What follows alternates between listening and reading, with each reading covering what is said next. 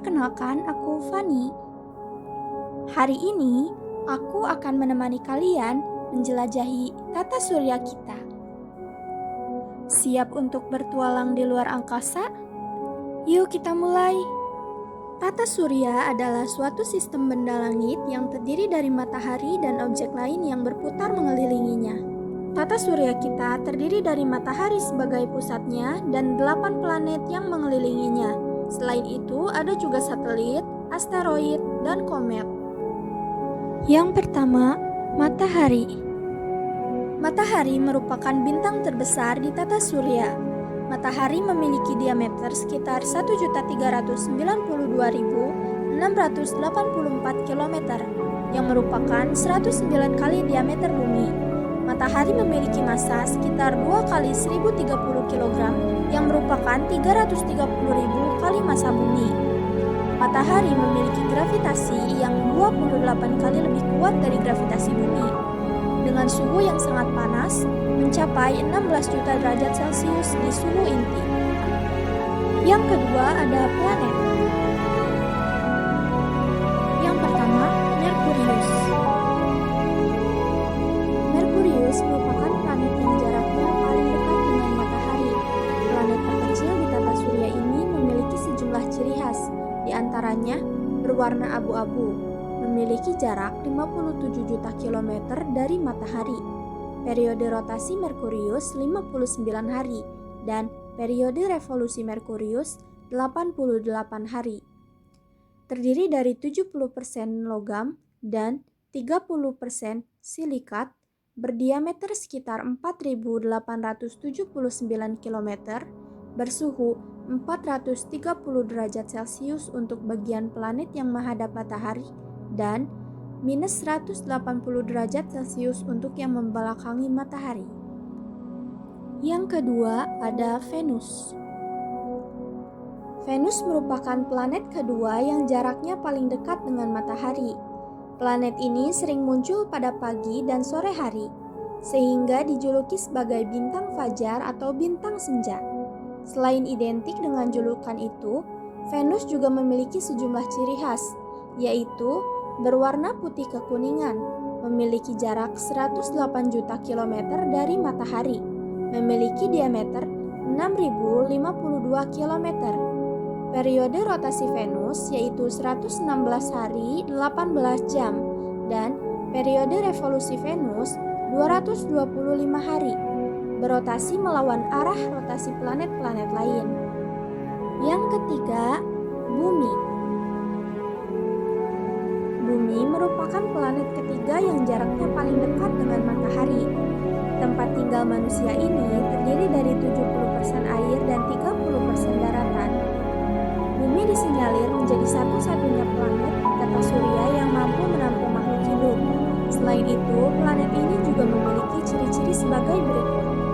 Berwarna biru kehijauan, memiliki jarak 149,6 juta kilometer dengan matahari, memiliki diameter sebesar 12.742 km, memiliki satu buah satelit alami bernama Bulan. Periode rotasi bumi 23 jam 56 menit 4 detik, dibulatkan menjadi 24 jam. Periode revolusi bumi 265 hari. Yang keempat, Mars. Mars merupakan planet yang dulunya memiliki atmosfer menyerupai bumi.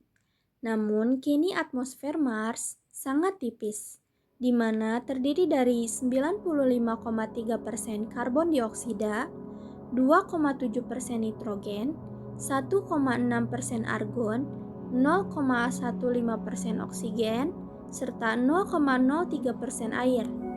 Planet yang berada pada urutan keempat dari matahari ini memiliki sejumlah ciri khas, antara lain sering disebut sebagai planet merah karena permukaannya berwarna kemerah-merahan. Jarak antara Mars dan matahari adalah 227 juta kilometer, memiliki diameter sekitar 6.779 km. Periode rotasi Mars 1 hari 37 menit dan periode revolusi Mars 687 hari. memiliki 2 satelit yaitu Phobos dan Deimos. Kelima, Jupiter. Jupiter merupakan planet yang berada pada urutan kelima dari matahari. Dengan diameter sebesar 14.890 km, Jupiter dinobatkan sebagai planet terbesar di tata surya. Selain identik dengan julukan planet terbesar, Jupiter juga mempunyai sejumlah ciri khas lain.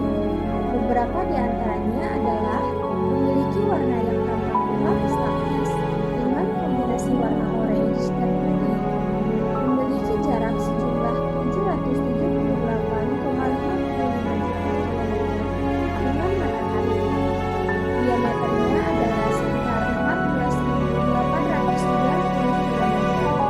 Periode rotasi Jupiter 9 jam 56 menit dan periode revolusi Jupiter 12 tahun. Jupiter merupakan planet yang memiliki satelit terbanyak pada tata surya, yaitu sebanyak 79 satelit. Yang keenam, Saturnus. Saturnus terkenal sebagai planet dengan cincin yang mengelilinginya.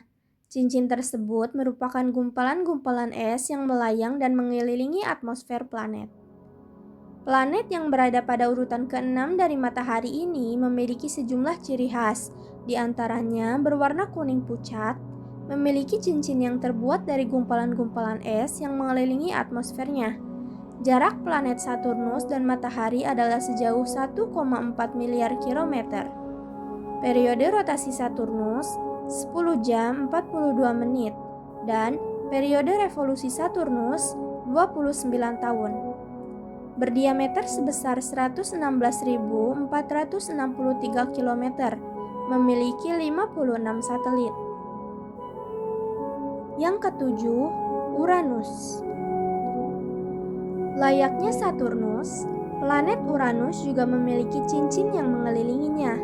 Bedanya, cincin Uranus melingkari planet tersebut secara vertikal dan ukurannya tidak sebesar cincin Saturnus. Planet yang berada pada urutan ke-7 dari matahari ini memiliki suhu terendah dan terdingin, yaitu sekitar minus 224 derajat Celcius. Berwarna biru muda, memiliki cincin unik yang melingkari planet secara vertikal. Periode rotasi Neptunus adalah 17 jam 14 menit dan periode revolusi Neptunus 84 tahun. Berdiameter 50.724 km, memiliki satelit sebanyak 27 buah satelit. Yang kedelapan, Neptunus. Neptunus merupakan planet yang jaraknya berada paling jauh dari matahari. Beberapa ciri khasnya ialah berwarna biru, memiliki jarak sejauh 4,5 miliar kilometer dari matahari, berdiameter 49.530 km. Periode rotasi Neptunus 16 jam 6 menit dan periode revolusi Neptunus 165 tahun. Dikelilingi oleh 8 buah satelit, di antaranya adalah Triton, Proteus, Nereid, dan Larissa. Yang ketiga, satelit. Satelit adalah suatu benda di luar angkasa yang mengorbit atau mengelilingi benda yang lebih besar. Bumi dapat disebut sebagai satelit karena bergerak mengelilingi matahari. Kemudian, bulan juga merupakan satelit karena bergerak mengelilingi bumi. Ada 2 jenis satelit, yakni satelit alami seperti bulan yang mengorbit bumi, atau buatan seperti Stasiun Luar Angkasa Internasional yang mengorbit bumi. Ada banyak satelit alami di tata surya, dan hampir setiap planet kecuali Merkurius dan Venus memiliki setidaknya satu satelit alami yang disebut sebagai bulan. Tidak hanya planet di tata surya, objek yang lebih kecil dari planet pun memiliki satelit alami atau bulannya sendiri. Bulan dapat mengelilingi planet kerdil, asteroid besar, dan benda lainnya. Yang keempat, bulan. Bulan adalah satelit alami bumi yang memiliki diameter sekitar 3.474 km. Permukaannya dipenuhi kawah akibat tumpukan meteorit, serta dataran tinggi dan Maria yang merupakan dataran lava.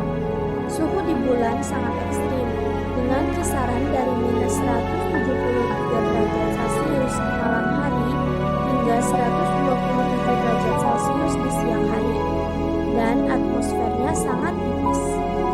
Bulan berputar mengelilingi bumi dalam waktu sekitar 27,3 hari dengan rotasi yang terkunci, sehingga selalu memperlihatkan sisi yang sama ke bumi.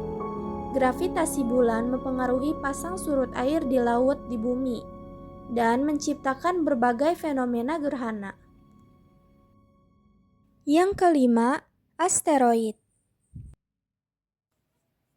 Asteroid adalah benda langit yang kecil terbuat dari batuan dan logam, berukuran bervariasi dari beberapa meter hingga ratusan kilometer.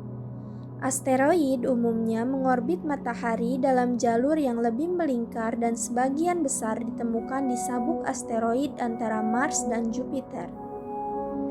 Ketika asteroid memasuki atmosfer bumi dan terbakar, ia dikenal sebagai meteor, dan jika tersisa dan mencapai permukaan bumi, disebut meteorit. Yang keenam, komet. Komet adalah objek langit yang terdiri dari es, debu, dan gas, dengan orbit yang sangat elips mengelilingi matahari. Ketika mendekati matahari, komet memanas dan melepaskan gas serta debu yang membentuk ekor bercahaya yang terkenal.